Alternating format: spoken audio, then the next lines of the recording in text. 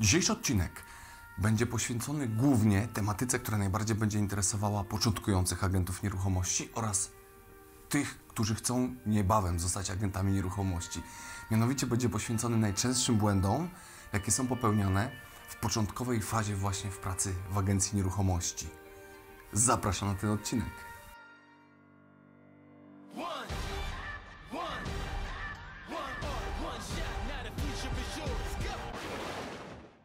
Na początku bardzo bym prosił, abyście napisali, z jakiego jesteście miasta, dlaczego chciałbym o tym wiedzieć na przyszłość, ponieważ w zależności, w której części kraju czasami jesteśmy i w jak dużym mieście, niektóre działania, które są związane z naszym zawodem, troszkę się różnią, więc gdy będę wiedział, z jakich miast mniej więcej jesteście, to będzie mi troszkę łatwiej być może w przyszłości tematykę dostosować w przyszłych odcinkach. A teraz wracając do tych początkujących agentów nieruchomości i do błędów. Słuchajcie, pierwszy błąd, najczęściej, który występuje i on praktycznie w całej Polsce występuje, jeszcze w nawiązaniu do tego tematu, to jest to, że agenci nieruchomości przychodzą już tak fizycznie do pracy, nie będąc przygotowanymi nawet w tych podstawach, w tych umiejętnościach miękkich i przynajmniej delikatnie z podstaw prawnych. Są pewne schematy, które występują w naszej pracy i niestety, jeśli agent nieruchomości tych podstawowych schematów nie zna, co po czym, co dlaczego, jak zareagować na daną sytuację, no to później rzeczywiście nie reaguje na te sytuacje, jeśli w ogóle do nich doprowadzi.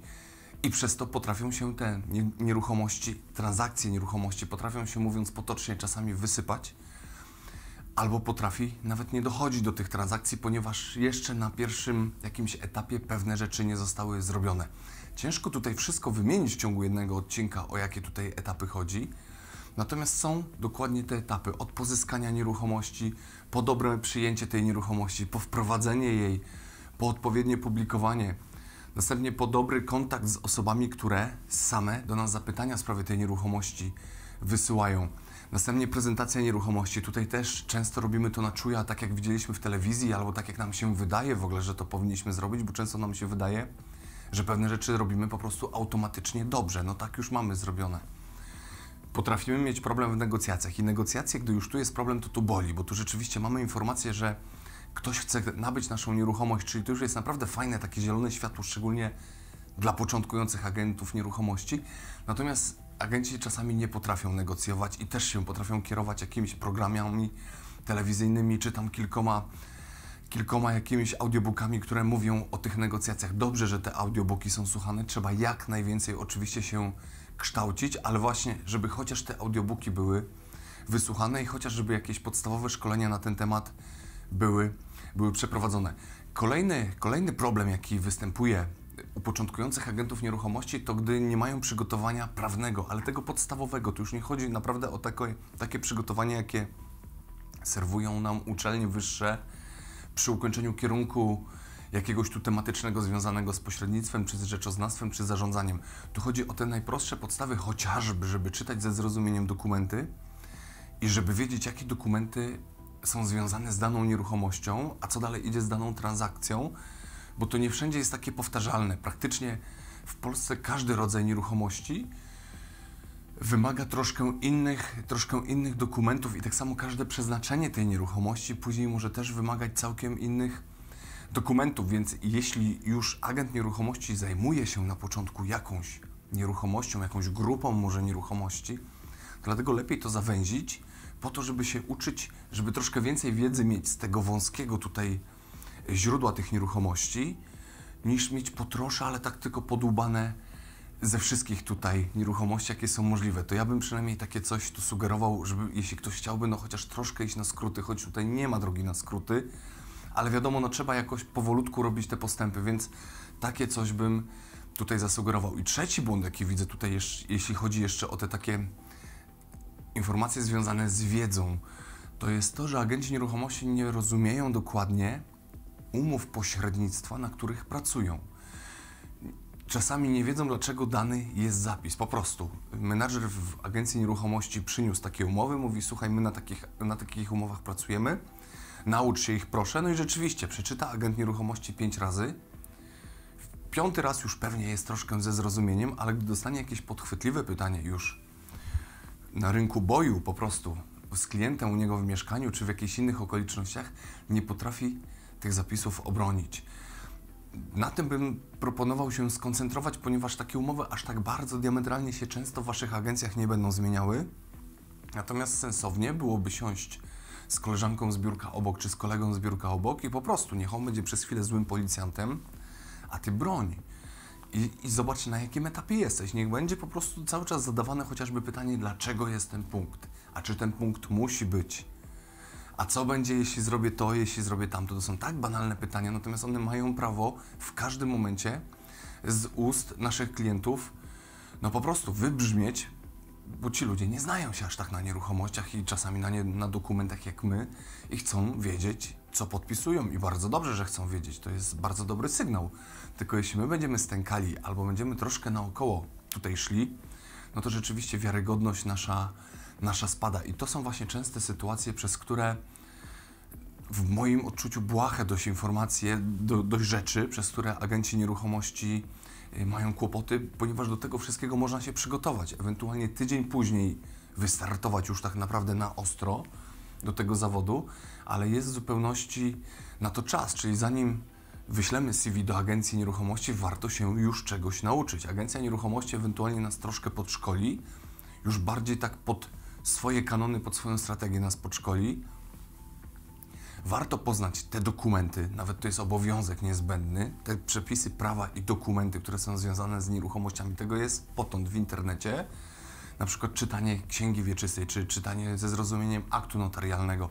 To są takie największe podstawy, natomiast wiem, że gdy ktoś przyjdzie bez tego pierwszego dnia do agencji nieruchomości i dostanie ten nawał tych wszystkich dokumentów, no to może przerosnąć każdego. To może każdego przerosnąć, a z drugiej strony będzie presja już powolutku osiągania wyników. Więc tutaj te błędy wynikają ze złego startu, najczęściej ze złego przygotowania. Gdy się przychodzi do agencji nieruchomości, to dopiero powinien się człowiek uczyć tej umowy pośrednictwa, ale poprzednie rzeczy już powinien przynajmniej w podstawach znać. Następne błędy już nie wynikają może z takiej wiedzy, tylko już niestety z cech osobowości i z charakteru.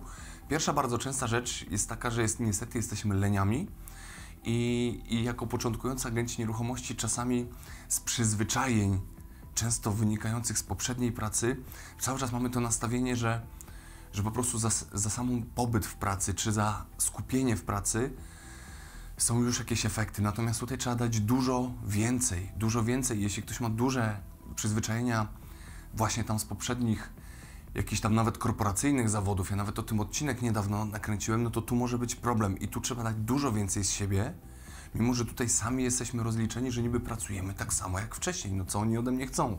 Natomiast trzeba dużo więcej pracować i bardzo często mamy takie pokłady, zarówno siły, energii, jak i mocy, tylko po prostu jakieś lenistwo nam się troszkę włącza i już o 17 wolimy wrócić do domu, włączyć Netflixa, niż jednak dalej popracować. Czy wziąć na przykład ulotki i ulotki powrzucać do skrzynek, że dzień dobry, jestem agentem nieruchomości i szukam tutaj mieszkania dla swoich klientów. Można takie coś zrobić, natomiast no dlaczego tego większość nie robi? No bo się po prostu nie chce. Naturalna rzecz, że tego się nie chce robić. Kolejne błędy, jakie są, to jest zbyt szybkie oczekiwanie efektów i to potrafi przepalić. To jest dobre, a ta ambicja jest naprawdę świetna i ona powinna być, tylko tu uwaga właśnie, żeby się człowiek nie spalił, że jeśli sobie zrobi jakiś plan, że w ciągu miesiąca zrobi transakcję, bo uważa siebie za osobę troszkę lepszą niż ogół i będzie w tę stronę szedł, no to żeby się nie okazało, że minie 40 dni i nagle będzie odcięcie skrzydeł. Także tutaj bym jednak trzymał, raczej bym namawiał na rozsądek, to tak jak z pójściem na siłownię. Niektórzy lubią pierwszego dnia od razu 3 godziny tak dowalić, że później przez tydzień nie da się ruszyć. Gdy się rozrobi to ciutkę spokojniej, po tym tygodniu teoretycznie będzie troszkę lepszy efekt w tych mięśniach, a i w tym przypadku jeszcze nam te tutaj bicki tak mocno nam jeszcze nie urosną. I chyba trzeci błąd, który występuje tutaj w tym zawodzie, jak tak obserwuję wśród agentów nieruchomości, to raczej młodych. Choć niestety ten wiek się troszkę podnosi, to jest szybkie zniechęcanie się. To jest właśnie szybkie zniechęcanie się, tylko właśnie chwilę, czyli przeciwieństwo tych poprzednich troszkę rzeczy, czyli popracuję, nie wychodzi mi i się zniechęcam.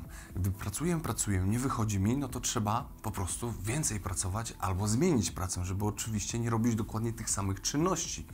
Czyli być może trzeba inaczej podejść do klienta, do nieruchomości, do zimnych telefonów do innej formy pozysków, albo konsekwentnie to robić. Na zasady wszystkie takie mniej więcej życiowe i nawet te coachingowe mówią, że jeśli będziemy konsekwentnie robili coś, nawet w czym nie mamy do końca talentu, to prędzej czy później przyjdzie.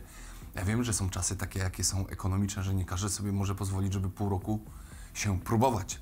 To po to, żeby się pół roku nie próbować, dlatego warto się przygotować, zanim będziemy się próbowali. To właśnie o to chodzi. Natomiast gdy już mamy podstawy, mamy te korzenie wypuszczone, mamy wiedzę, wiemy mniej więcej co robić, to rzeczywiście tutaj będzie łatwiej przede wszystkim obserwować własne ewentualne błędy, własne jakieś potknięcia i tego typu rzeczy rozwiązywać. Natomiast tutaj to gorąco namawiam, żeby się tak szybko nie poddawać, bo gdyby ten zawód naprawdę był taki prosty, że każdy z ulicy może przyjść, kupić sobie fajny garnitur, przeczytać 2 książki i zarabiać takie kwoty, jakie najlepsi agenci nieruchomości zarabiają, to rzeczywiście to nie miałoby sensu.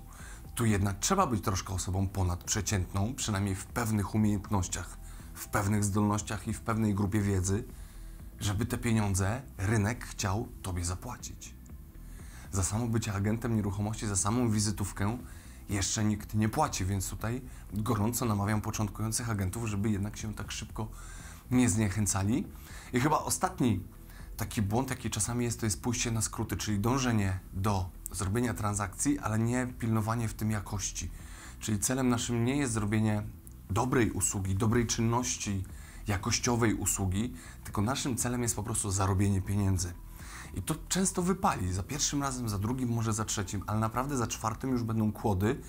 Niezadowoleni klienci mogą powolutku wracać, mogą podcinać skrzydła i najczęściej jest tak, że oni nie podcinają skrzydła, oni po prostu mają uzasadnione jakieś pretensje bądź opinie, natomiast to nam właśnie podcina skrzydła w momencie, w którym już powoli mentalnie chcemy się jednak na tę jakość nastawiać, ponieważ nam na tej jakości w pewnym momencie zawsze będzie zależało, bo zobaczymy, że wraz z jakością i przychodzą do nas lepsze nieruchomości i troszkę ograniczają się zimne telefony, ponieważ ta jakość sprowadza do nas klientów, sprowadza do nas pewne nieruchomości, więc to są najczęstsze błędy i to są te błędy, które są łatwe do wyeliminowania, uważam, u początkujących agentów nieruchomości. Jeśli rozważasz pracę w tym zawodzie, to już naprawdę zastanów się, co możesz zrobić jeszcze na tym etapie, zanim tę pracę rozpoczniesz. Jeśli jesteś świeżym agentem, po prostu klasycznym świeżakiem, no to jak najszybciej zobacz, co z tych rzeczy może u Ciebie być problematyczne i postaraj się w weekendy to nadrabiać. W pracy trzeba pracować, ale w weekendy trzeba nadrabiać. Praca jest od pracowania, nie od uczenia się.